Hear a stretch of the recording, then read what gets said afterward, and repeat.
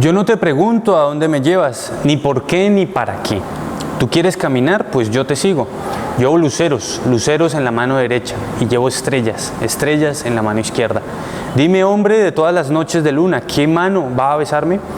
¿Por qué me has quitado tus manos tanto y tan bien como acariciaban mi frente, para que me quisieras otra vez? Te regalaría un collar de islas, un sistema nervioso de horizontes. Me abriría para ti todas las mañanas en tus labios. Yo soy más fuerte que tú, porque me apoyo en ti. Asómate a mí, que soy una torre. Asómate a mí, soy aquella palmera de tu huerto que latía contigo. Echa al aire mis campanas y mis palmas.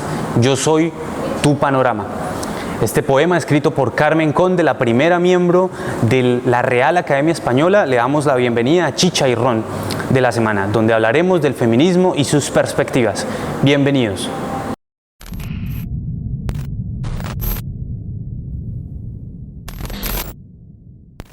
Muy buenas noches, amigos del Chicharrón, amigos y amigas del Chicharrón. Hoy jueves 18 de marzo. En esta noche queremos presentarle esta mesa de diálogo, de encuentro entre dos posturas feministas.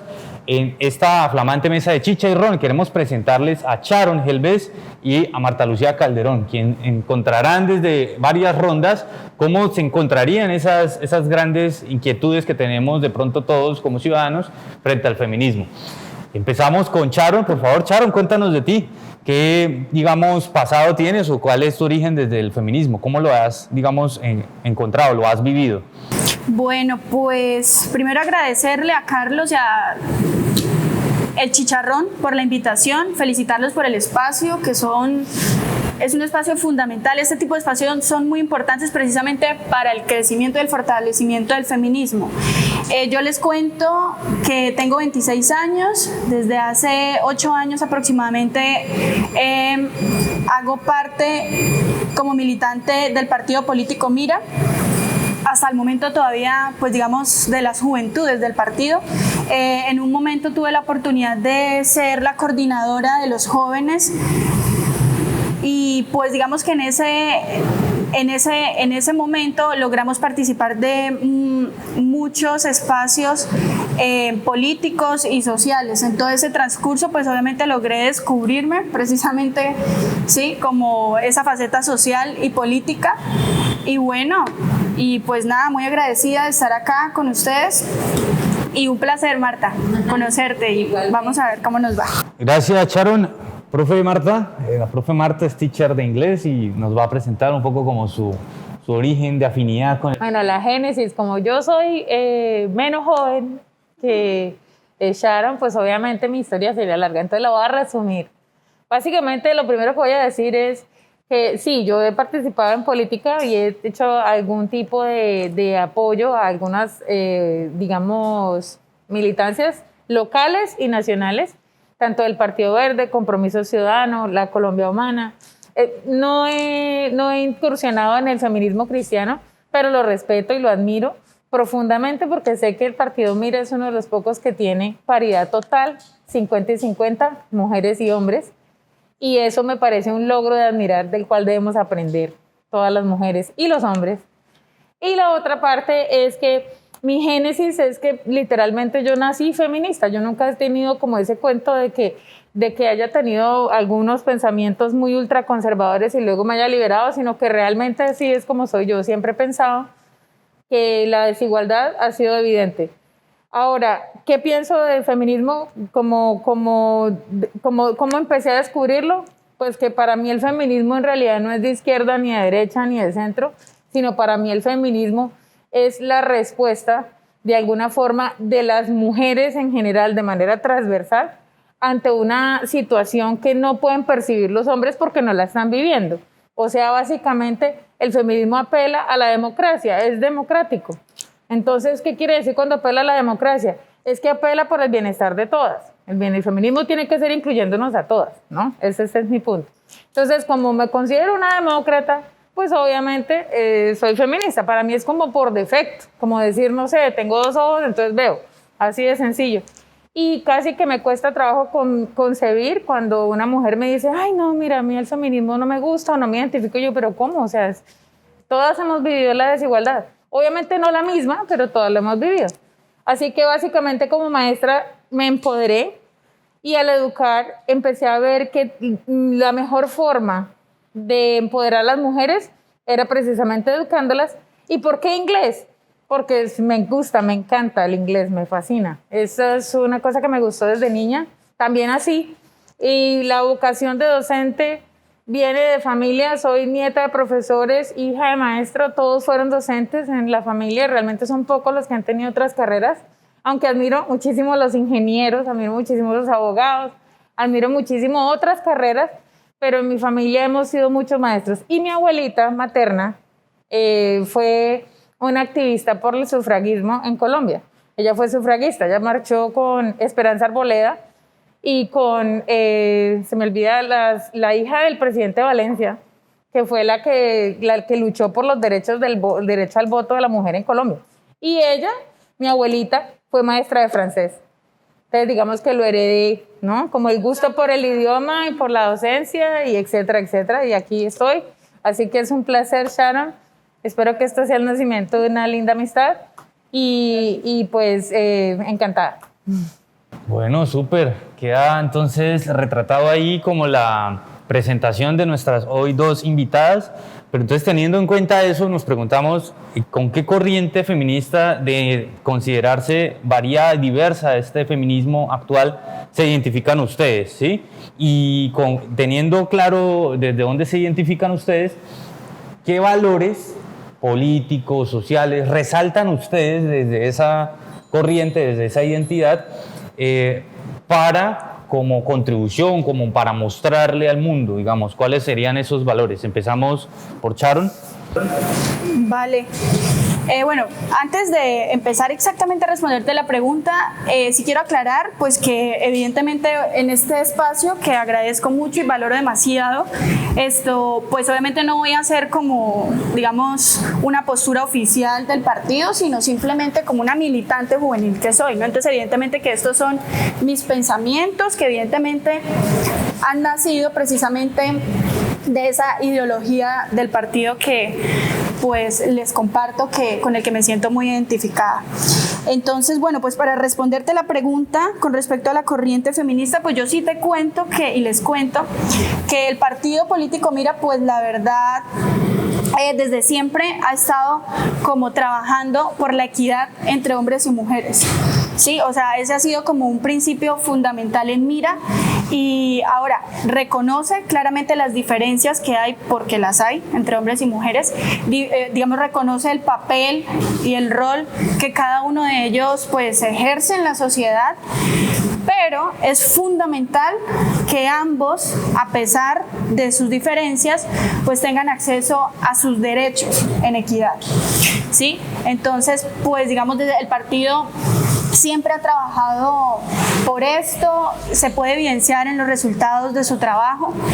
Ahora, el partido reconoce, digamos, fielmente la importancia de la participación de la mujer en escenarios políticos. Precisamente, y tú lo mencionabas, Marta, yo les cuento que dentro del partido se implementa un sistema que se llama el sistema cremallera. El sistema cremallera es algo así como una intercalación entre hombres y mujeres para la participación política, y eso permite que se cumpla como con las garantías de equidad. Imagínense, ahorita actualmente en el partido más del 75% de la bancada del Congreso del partido es representado, bueno, de Mira, por supuesto, es representado por mujeres.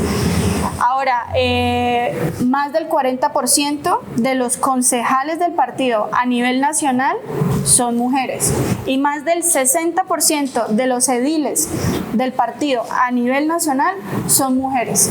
Entonces, pues ahí está como clara y evidente como la importancia del partido para trabajar por ese principio, el principio de la equidad entre los hombres y las mujeres.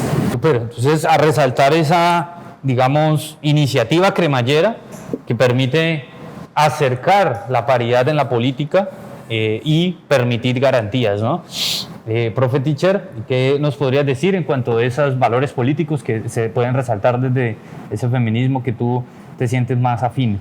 Bueno, a ver, yo sí estoy, digamos, como en la otra esquina en ese aspecto. Para mí el feminismo no puede estar ligado a, digamos, como a una corriente ni religiosa ni política, como lo dije inicialmente, ¿sí?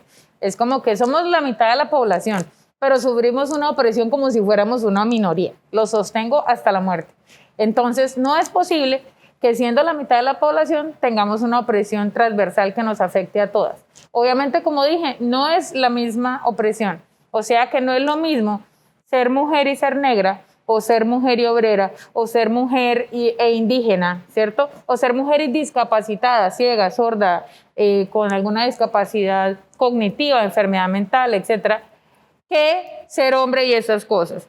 Entonces, como estas mujeres expresan, manifiestan esa falta como de sentirse incluidas, ¿cierto? Por eso digo yo, para mí el feminismo tiene que estar circunscrito a la experiencia de ser mujer y a la experiencia de ser mujer en todas sus diversidades.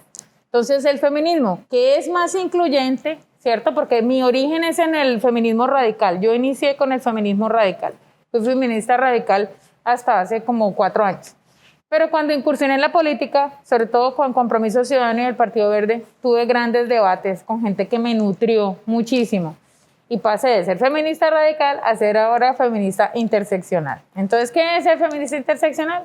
Es ese feminismo que se ocupa de las voces no escuchadas que tenemos en muchos rincones del país, ya sea porque no llega la luz eléctrica, porque no llega el internet, o porque simplemente no hay presencia del Estado y son mujeres olvidadas, ¿no? Entonces estamos hablando de la mujer que tiene la piel color chocolate, de la mujer que tiene el cabello afro, la mujer que es mestiza, o inclusive estamos hablando de la mujer que se dedica a ser vendedora en volante, ¿no? Que es el gran cantidad, porque el 70% de los pobres del mundo, según la ONU, son mujeres. Y más del 80% de las víctimas de abuso sexual en Colombia, datos del ICBF, son niñas. Entonces estamos hablando de lo que les dije, ¿no? Experimentamos la opresión como si fuéramos una minoría y somos el 52% de la población de Colombia nada más. Solamente en Rusia, dato ahí histórico, que a mí siempre me gusta decir un datico, solo en Rusia es que hay más hombres que mujeres. Pero en países como Colombia hay más mujeres que hombres en un porcentaje de 2% superior. Y la otra cosa que es importante saber es qué es el feminismo interseccional, porque mucha gente ni lo conoce. En 1989 es bastante reciente. Es tan nuevo que casi nadie sabe de eso. Una activista afro que se llama Kimberly Crenshaw, ¿cierto?, acuñó el término interseccional para referirse a todas estas mujeres que forman parte de esas exclusiones y discriminaciones que ha hecho el feminismo blanco o feminismo pop o feminismo vainilla, lo han tildado de muchas formas, que es ese feminismo que circunscribe a la mujer a un rol como privilegiado, digámoslo así, ¿no? O sea que básicamente, ¿cuáles son los valores? Inclusión, no a la discriminación de ningún tipo, ¿cierto? Y aparte de eso, entender a las mujeres como diversas, ¿no? Porque no todas somos iguales. Y pues básicamente como valor democrático y como demócrata que soy, los valores diversos tienen que ser incluyendo también a las mujeres en discapacidad, que son de las que en Colombia, de por sí una persona con una discapacidad tiene más desventajas, ¿no? Entonces, esos son los valores del feminismo interseccional, la inclusión. Súper. La inclusión, la diversidad, todas esas perspectivas. No, inclusive acá también hay una minoría, por ejemplo, las minorías de las religiones más extrañas, o sea, religiones como judaísmo, islamismo, budaísmo, o budismo, perdón, excúsenme el término. Entonces, también esas personas sienten una discriminación y no es lo mismo ser, o sea, por ejemplo, musulmán y ser mujer, ¿sí?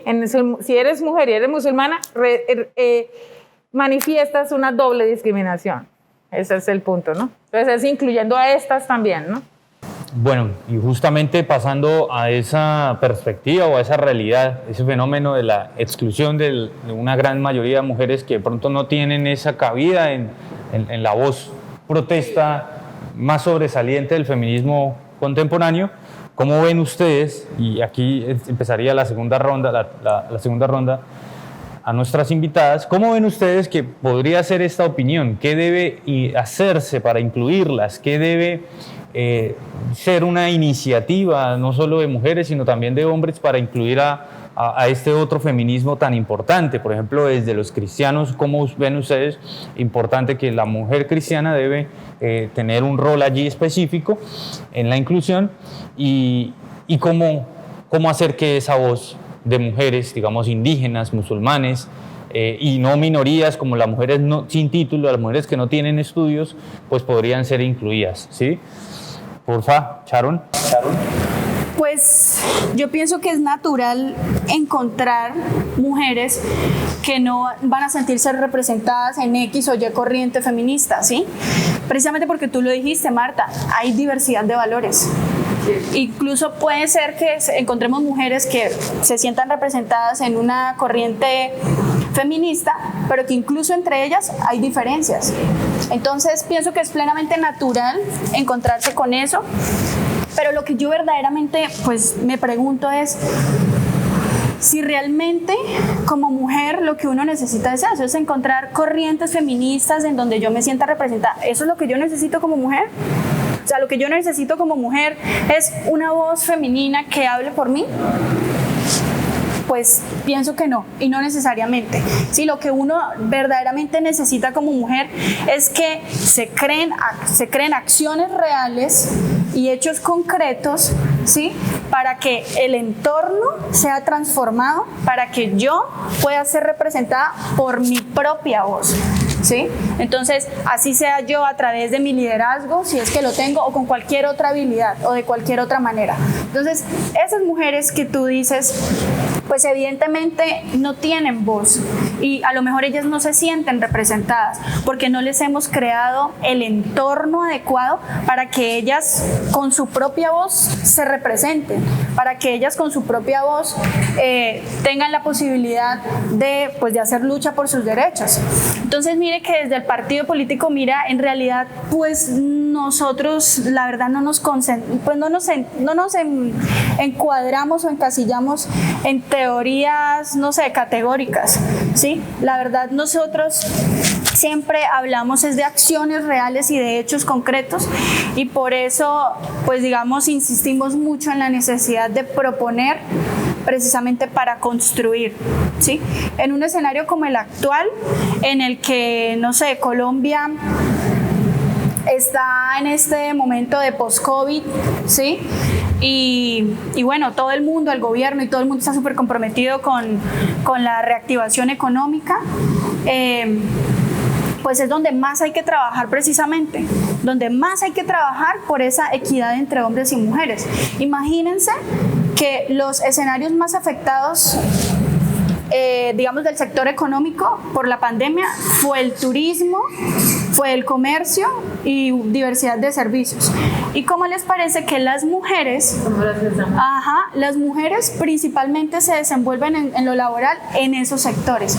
¿Qué significa eso? Que las mujeres terminamos siendo las más afectadas precisamente por todo el tema de la pandemia y del COVID, ¿sí? Entonces, ¿eso qué significa? Que definitivamente hay que ampliar esos espacios de participación de la mujer a otros sectores económicos, que la mujer sea emprendedora, que la mujer sea política, que la mujer tenga una empresa, que la mujer sea lideresa desde cualquier escenario. Listo, gracias Sharon, muy buena la perspectiva desde una militante afiliada del partido Mira frente a todo este fenómeno, incluso ya con esos aspectos del COVID. Teacher, ya nos explicaste de qué va toda la interseccionalidad del feminismo, ¿sí? Esa perspectiva tan importante, pero entonces ahora, ¿qué nos puedes complementar o abreviar o puntualizar desde esas, digamos, minorías o, por qué no, la gran mayoría de mujeres que no tienen títulos, encuadrarlas o amenizarlas, unirlas a ese feminismo de pronto predominante, ¿sí? O que más resalta en lo contemporáneo, pues? Bueno, de hecho el feminismo interseccional no per se es una minoría. El feminismo interseccional lo que quiere establecer es legitimar ese reclamo, ¿no? Estamos hablando de que hay unas mujeres que reclaman, dicen, no me siento incluida en el feminismo, porque el feminismo no incluye a la mujer discapacitada, no incluye a la mujer afro, no incluye a la mujer indígena, o no me soluciona la problemática en la que estoy sumida, ¿no? Porque, pues, por ejemplo, vivo en un barrio que no tiene luz o no tiene internet y no tiene los servicios básicos mínimos para el desarrollo, ¿no?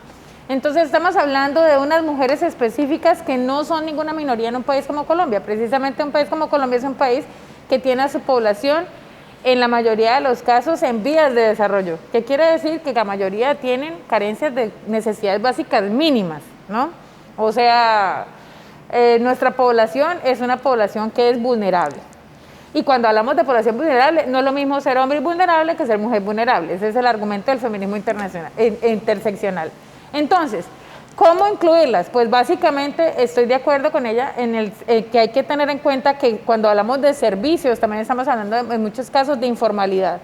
También estamos hablando de la señora que trabaja en la casa y que no tiene un contrato formalizado. Estamos hablando de la vendedora, de la marchanta, de la mujer que vive de lo que hace en un día, lo que llamamos nosotros del diario, ¿cierto? Estamos hablando de todas esas mujeres en la informalidad que no se van a jubilar, que no tienen una pensión y que necesitan poderse organizar, ¿cierto? Porque lo que tú dices es muy cierto, hay que organizarse para tener un liderazgo y para tener incidencia en una comunidad. Yo siempre he hablado con Carlos de que toda política es local. Si tú no logras cambiar tu corazón, tu entorno, no esperes cambios en tu comunidad, ni en tu mundo, ni en tu país, porque es absurdo, eso no es lógico. Entonces, el feminismo interseccional busca no solamente la inclusión de las mujeres que están en minoría, sino en realidad lo que significa es que nadie se quede por fuera, ¿cierto? Entonces, tiene que haber como una idea de que los feminismos en su diversidad deben ocuparse de proporcionar soluciones y de proporcionar una ruta de solución para estas comunidades específicamente junto con las demás. O sea, no se trata de que no, la privilegiada coma ají y entonces vamos a ayudar a la que no tiene privilegios y a la vulnerable nomás, sino que todo el mundo tenga una ayuda. Acabo de dar un dato científico importante que me parece que valga la pena agregar y es, estamos en una epidemia, por eso estamos usando todos tapabocas, ¿no? Por eso antes del debate, no, que hable claro, que hable duro, que no sé qué, son todas las nuevas normalidades a las que nos tenemos que adaptar. Resulta que no solamente se está hablando de epidemia y de pandemia, sino se está hablando también de sendemia. Sendemia es un término científico que quiere decir que la epidemia, que la pandemia que enfrenta a una persona con una vulnerabilidad no es la misma pandemia que enfrenta a una persona sin esa vulnerabilidad. O sea, si yo soy discapacitada, por ejemplo, si yo soy asmática, no enfrento la misma pandemia con una persona que no lo es. O si yo soy una persona que vive en un barrio que no tiene agua potable, ¿sí? No me puedo lavar las manitos, ¿cierto? Y no puedo mantenerme limpia para evitar el contagio. O si yo soy una vendedora ambulante y no me dejan salir porque hay que hacer un cierre, entonces no puedo salir y ese día no pude llegar a la casa con el diario para alimentar a mi familia. Y resulta que la mayoría de las vendedoras ambulantes son cabeza de familia. Colombia tiene 22 millones de madres y de ese 22 millones, 12.3 son cabeza de familia, o sea, solas, quedando solas. Los hombres son padres abandónicos, o sea, hombres que abortaron sus hijos y los dejaron ahí. Esas madres, esas 12.3, no es una minoría. Son 12.3 señoras. Cada vez que ustedes vean a la señora ambulante, acuérdese de esa cifra de mí para que la ayuden y le compren. Pero bueno, esa es la cuña. El punto es, esas 12.3 mujeres no tienen la misma pandemia que tengo yo, que no tengo hijos. ¿Sí? Entonces estamos hablando de la sendemia. La sendemia es que todos enfrentamos la pandemia por igual, pero no todos enfrentamos las mismas desigualdades y con las mismas vulnerabilidades. O sea que eso hay que tenerlo en cuenta a la hora de la ruta y el protocolo de ayuda, que el feminismo y los feminismos debemos proponer, desde ahí es que debe salir. Y como dice Sharon, estoy de acuerdo, las mujeres tienen que tener participación, no vamos a lograrlo de ninguna otra manera si las mujeres no llegan al poder y no llegan a todos los lugares donde se tienen que tomar una decisión, no vamos a ver esas soluciones, porque no lo dan, los hombres desde que salimos de la caverna no lo han resuelto, ¿no? O sea que en este momento estamos en mora y esa diligencia es de nosotros, porque a nosotros no nos van a venir a salvar sino nosotras mismas. Exacto, por eso nosotros decimos el chicharrón es de todos y todas, el chicharrón nos corresponde a todos y a todos nos toca hacerle frente. Muy rápidamente hemos llegado al final, la última ronda, por favor Sharon y Teacher, compártanos por favor si teniendo en cuenta que hay muchas mujeres y por qué no, ciudadanos que miran que hay algunas iniciativas para solucionar esas situaciones reales, concretas de cada mujer, que de pronto pueden llegar a ser catalogadas como radicales u otras como extremistas. ¿Qué consideran ustedes que son iniciativas radicales? ¿Cuáles consideran ustedes que son extremistas? ¿Y cuáles consideran ustedes que definitivamente no son convenientes o sanas para la difusión y la formación en feminismo? ¿Sí? ¿Vamos, escucharon, por favor? Pues a mí esa pregunta me genera un poquito de controversia, ¿no? Porque, sí, porque realmente, pues yo pienso que eso lo determina la conciencia de cada mujer. Precisamente por esa diversidad de valores que hay. Cada mujer determinará qué le parece radical, qué le parece extremista, qué le parece bien, qué le parece negociable. En fin, cada mujer eso lo determina. Y de hecho a mí me parece que eso no debería ser ni siquiera una discusión. No debería ser una discusión, porque realmente eso lo que termina, pues es como disociando, creando, pues sí, como que entre mujeres disociemos, y no. En realidad este tipo de espacios y todos los espacios de participación es para que, al contrario, fusionemos, que independientemente de tus diferencias y las mías, de tú qué piensas con respecto a eso, tú qué piensas con respecto a... No importa lo que tú pienses, ¿sí? Fusionemos lo que tenemos en común. ¿Y qué tenemos en común? Precisamente defender o rescatar los derechos de las mujeres. Eso es lo que tenemos en común y por eso es que tenemos que luchar. Entonces digamos que desde el punto de vista del partido, la verdad nosotros siempre hemos evitado como los extremos, sin más que hablar de una corriente feminista, ideologista, no sé qué u otra. Pues nosotros insistimos, y de verdad insistimos, es en proponer para construir, en crear hechos reales, o sea, acciones concretas, como las leyes. Por ejemplo, solo por dar un ejemplo, el partido en el 2011 adelantó una iniciativa pues llamada a igual salario, igual trabajo, lo que más adelante terminó convirtiéndose en la ley 1496, ¿sí? Y es la ley precisamente que permite que dos personas, sea hombre, sea mujer, un hombre y una mujer, que se desempeñen en un mismo cargo, pues pueden, digamos, tener los mismos ingresos salariales. Eso no existía en Colombia y ahora es una ley. Entonces, precisamente son hechos reales y acciones concretas que hagan que rescaten desde lo hondo, porque los derechos de las mujeres existen. El problema es rescatarlos, digamos, desde el punto de vista social, que los podamos ver aquí en la cotidianidad, porque los tenemos en la Constitución, pero la verdad es que cuando tú vas a trabajar y tú estás embarazada, tú sientes discriminación, ¿sí? Uno siente, o sea, pequeños aspectos en la vida social son los que uno precisamente lo hacen sentirse marginado. Entonces la idea es transformar ese entorno, el entorno particular, el entorno específico, el entorno de cada mujer, y ese entorno solamente lo transformamos en la medida pues en la que hagamos hechos y acciones concretas. Entonces, digamos, desde ese punto de vista fundamental, y en eso concuerdo totalmente contigo, Marta, la importancia de seguir facilitando la participación de la mujer en la política, pero no solamente para cumplir con el requisito de llenar el listado o cumplir con lo que me dice la ley, no de relleno, sino empoderarla, o sea, empoderarla con toda, para que ella, pues no solamente, sí, o sea, tenga su representación, la mujer en general, sino que además ella, pues también vaya fortaleciendo su liderazgo como mujer. Y adicional a eso, pues también seguir creando como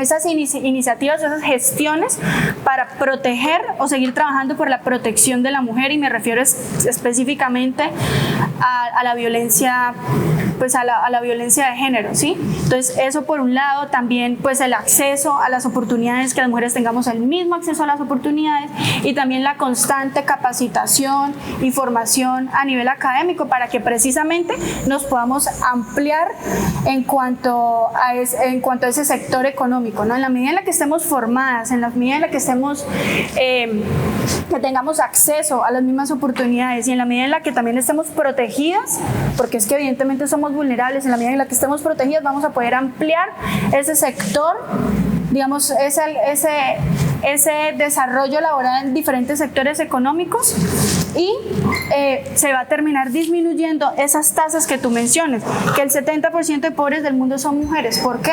Porque la mujer, difícilmente tú encuentras una mujer emprendedora, difícilmente encuentras una mujer con su propia empresa, con su propia multinacional, ¿sí? Entonces es facilitar todas estas herramientas para que la mujer cada día se vaya empoderando más.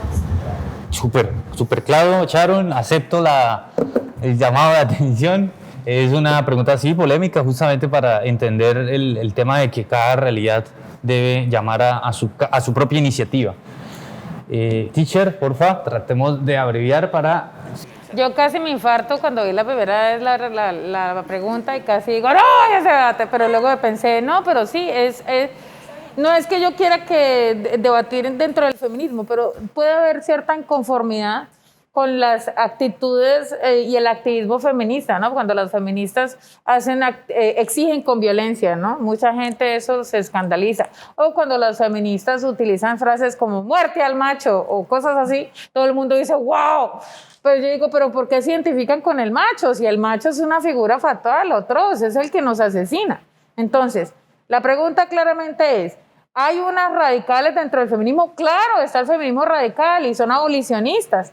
Antes de la guerra de secesión, a todos los americanos o los gringos, como les gusta decirles en Colombia, a todos los gringos que se oponían a la esclavitud y que la consideraban inhumana, los llamaban abolicionistas y se burlaban de ellos y les decían, ustedes nunca van a acabar con la esclavitud va a quedar por siempre, es parte de nuestra vida, es nuestro modo de vida.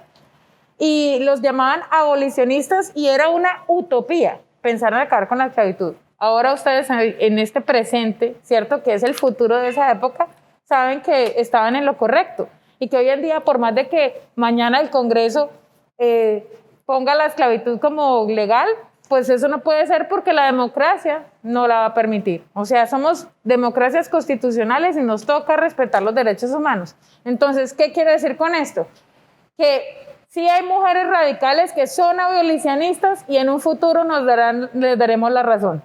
Extremistas, no creo que haya extremistas. Y es una razón muy importante por la que yo sustento esta palabra es calificar de extremistas o de extremismo al feminismo cuando es un movimiento por derechos humanos. ¿Qué quiere decir? Que es un movimiento desarmado. Simplemente porque exigen con violencia, para mí es una exageración. ¿Por qué es una exageración? Porque nomás la población carcelaria mundial es 90% hombres, solo 10% mujeres. Mundial.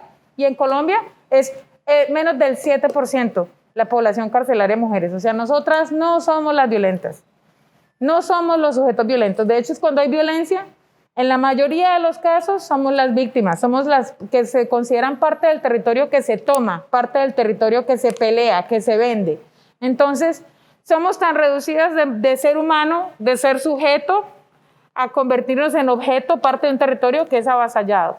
Por esa razón, básicamente las mujeres nunca hemos sido extremistas, ni desde que salimos de la caverna, ni hasta ahorita, y las mujeres que exigen con violencia simplemente están hasta la madre, porque hay que decirlo como es, están hasta el monte de Venus, de que se les mate, se les desaparezca, se les desmiembre, se utilice la violencia, el término feminicidio legalmente, así como tú hablas de el logro concreto.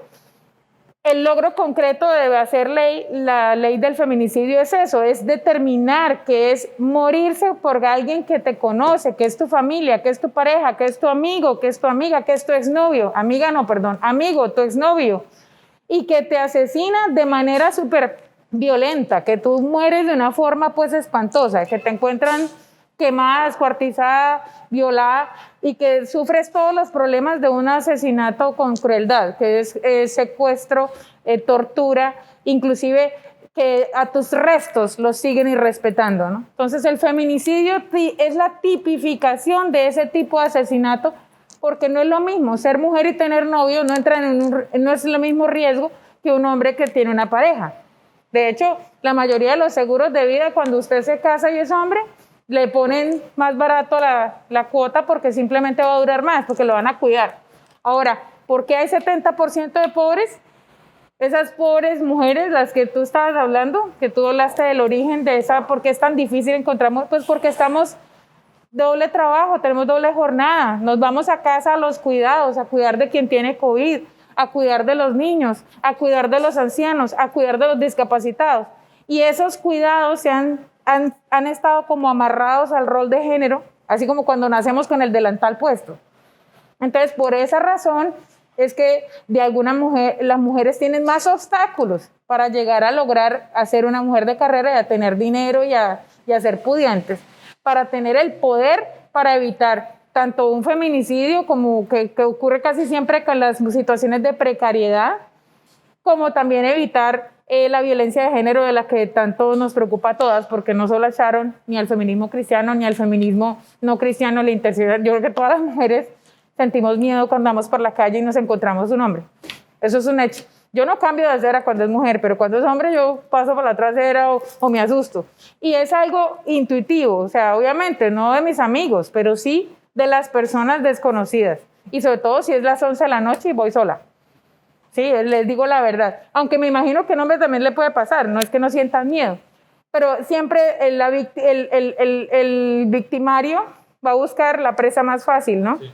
Y pues uno entaconada, y muchas veces me dicen, ¿por qué no te pones unos zapatos tenis? Y yo digo, porque es que si me visto así no me toman en serio. El tacón es para que me tomen en serio, porque esa es otra imposición invisible para los hombres. Que uno se vista de cierta forma, que uno se comporte de cierta forma, etcétera, etcétera, etcétera. Entonces, en resumidas, tú me dices a mí que si hay extremistas, ya expliqué, no las hay. Pero radicalistas, claro, las ha habido toda la vida y son abolicionistas. Ese es el resumen.